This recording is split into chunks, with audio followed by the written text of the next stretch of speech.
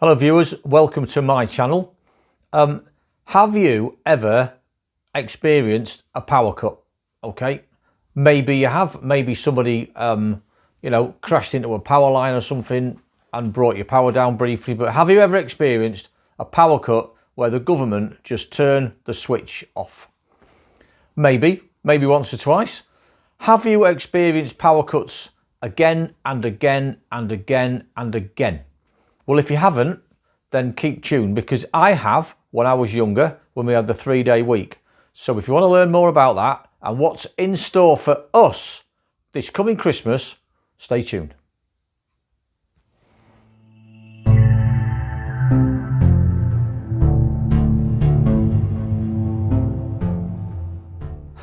Thanks for sticking around. I was just keeping myself up to date yesterday with watching the TV and how the elections are going for the two candidates for our new Prime Minister.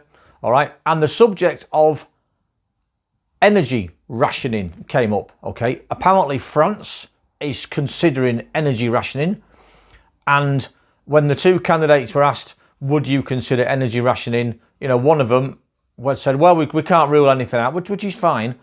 However, it is coming.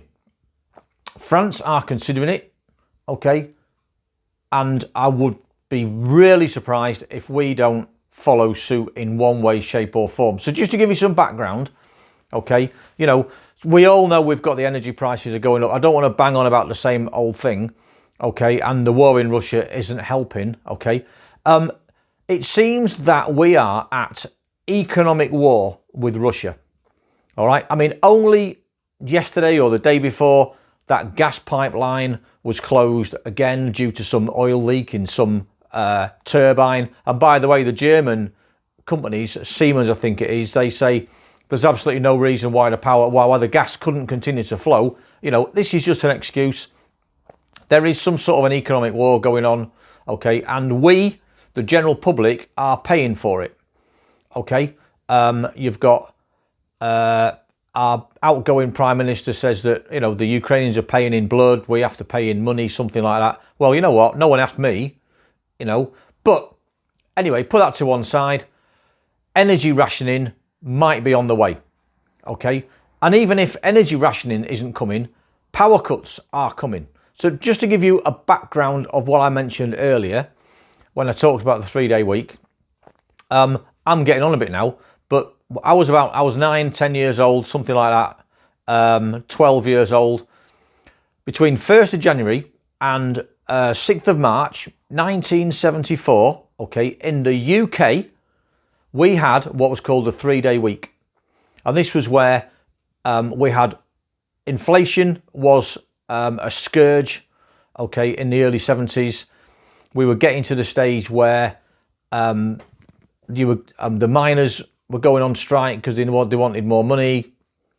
You can imagine that happening now. We've heard of people going on strike because they want more money, and we've got the railway been on strike at the same time in 1974 as the miners were on strike.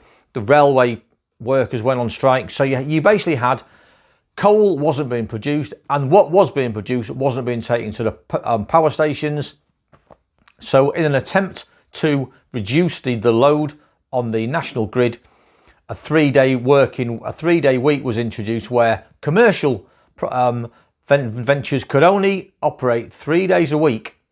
Okay, get this as well, right? In order to prevent the massive spike in electricity that used to happen at 10:30 in the evening when everybody came in from the pub, whatever. Okay, pubs had to close. And the TV stations were told to stop broadcasting, okay, to prevent this surge at 10:30 from happening, okay? So you'd be in a ridiculous situation where you couldn't, if you were in the pub, you had to leave at like 9 o'clock. When you got home, there was no TV because they weren't allowed to broadcast, okay? Now, okay, essential services, hospitals, supermarkets, petrol stations, they were, they kept going. But every single household in the country for a period of time had matches, candles waiting to go, Okay, if you had torches and stuff, brilliant. But because you'd be sat there, you know, mind your own business, and suddenly power would go off, gone, and you had no idea when it was going to come back. Okay, sometimes you get up in the morning and everything is still off. So you'd go to school, like I did, you'd go to school, and when you come back, everything's back on again. Oh, fantastic. 2 or 3 days later, it's gone again. Okay, there was nothing to say, you know, oh, today everybody, this afternoon we're going to knock your power off. None of that. It just went. Okay, but you got used to it. Okay, you did things such as we did not. If you had a fridge freezer, okay, you did not put lots of stuff in your freezer because you knew full well that you're going to get a power cut. Okay, so in the incoming power cuts at Christmas, okay, what you should do is don't have so much in your freezer, because if that power cut lasts for 2 or 3 days, which we don't know how these things are going to go, it's going to go off. Okay, you might feel you want to switch to tins or dried food in packets. I'm not telling you what to do. I'm just saying that if you have a freezer which then hasn't got any power to it for 2 days, you're going to start getting a bit worried, and you probably wish you had a few more tins instead of frozen stuff. I'm not saying any more. I'm not saying it will. I'm not saying it won't, but I think there might be a good idea to just think about it. Okay, have you got batteries for your torches, or maybe a little lamp? Because when the lights go out, and you know, you think, oh, it hasn't happened, but you know, if you're pottering around your house at 10 o'clock at night and suddenly the power goes, you're in pitch darkness straight away. Where is your torch? Where are the candles? Okay, if you are infirm, for instance, and you struggle going up and down stairs and everything's pitch black, then that might make things even worse.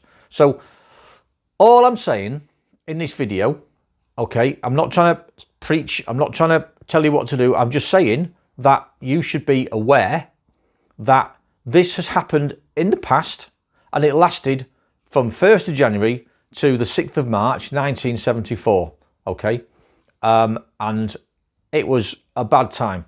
All right, I mean, I went out of my house, we must have had maybe 10 to 15 power cuts. Now, I was only young, 12 years old, so I wasn't really that bothered, okay? But we are heading that way, all right? So be prepared. That's all I'm saying. Be prepared. So thanks for listening. If you like this video or the messages I'm giving you, please like, subscribe. I'll put little things on the screen anyway. That'll help me to grow my channel. Thank you.